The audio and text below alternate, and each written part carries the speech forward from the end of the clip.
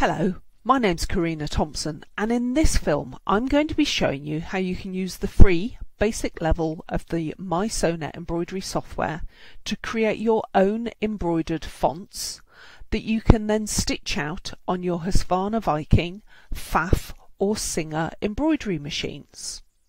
If you're interested in finding out more about digital embroidery, or you're a subscriber or own a copy of mySewnet embroidery software, subscribe to our channel, and that way you won't miss out on any of our weekly films showcasing aspects of the software.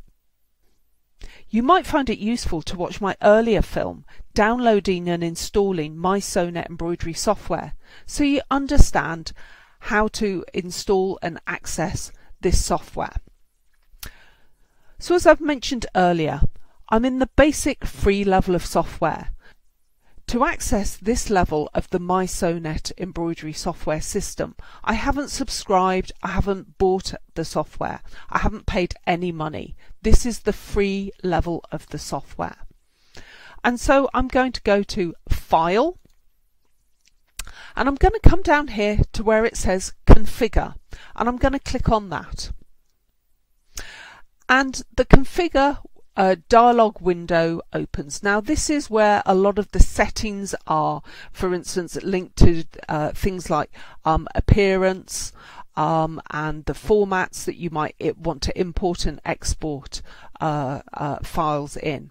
But I'm going to click on this second tab here, Utilities.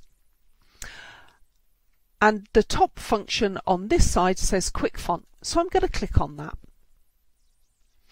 And this opens up the Quick Font wizard. Quick Font allows you to take any true type or open type font that you might have on your computer and basically digitize it into an embroidered font.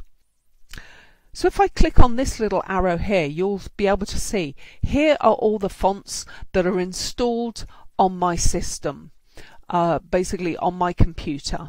But in actual fact, what I am going to do is I am going to stick with this the Harlow Solid Italic, because I quite like it for reasons that I'll explain.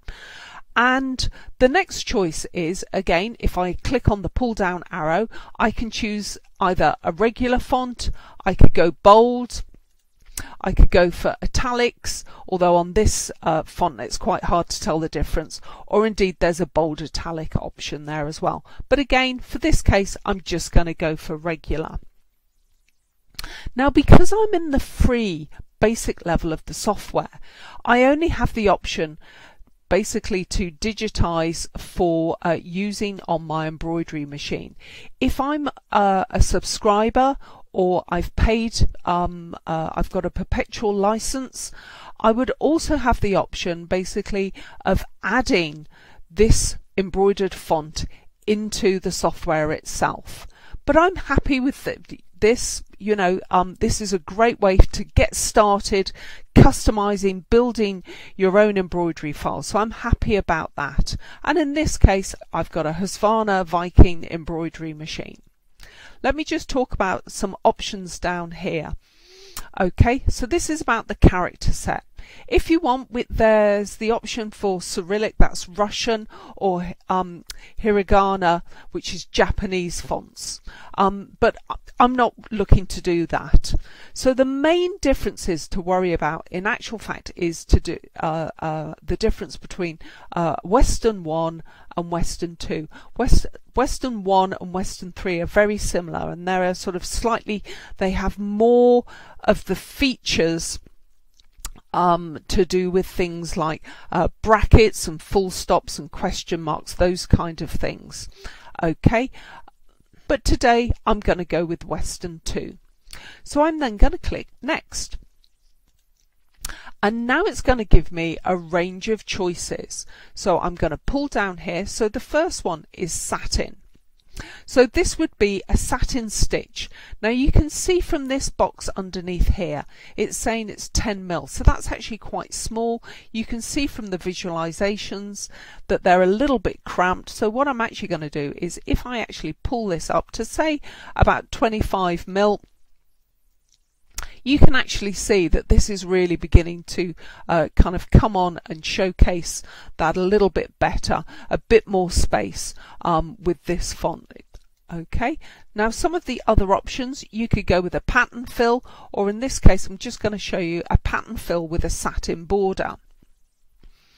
And you can actually see that this is beginning to kind of look really, really quite special.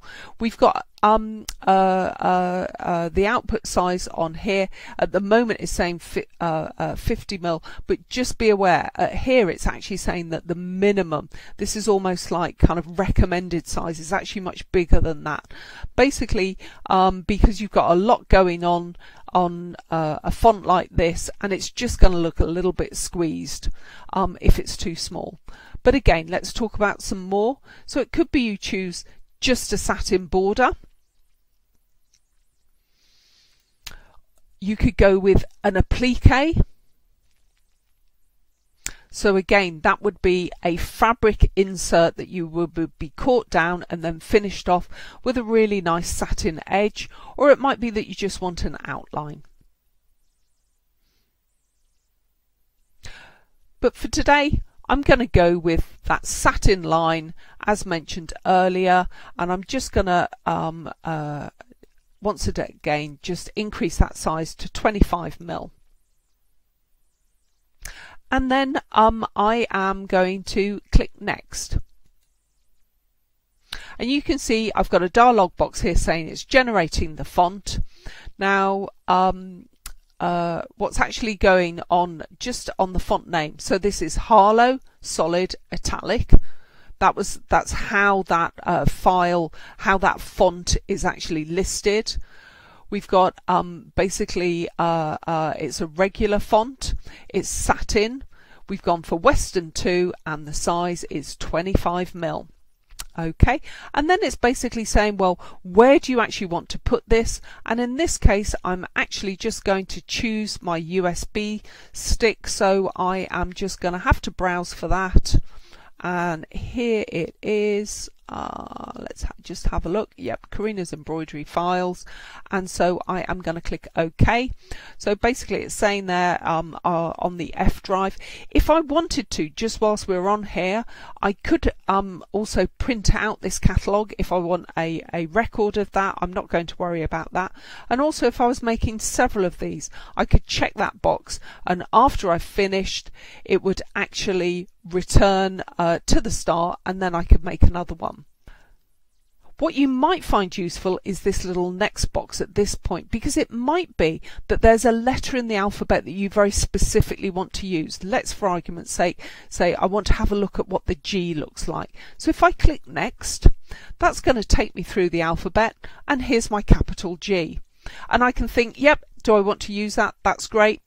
But I'm happy with that. So at this point, I can then click finish, and what's going to happen is this the mySewnet embroidery software will digitize this, turn these letters into an embroidered font that will be saved onto my stick. I'm going to click finish, and just whilst it's saving that, so what I then need to do is I can take my memory stick out of my computer, put it into my embroidery machine, and then I can access those embroideries from there. I hope you found this a useful film. Please like us and subscribe to our channel. Happy sewing!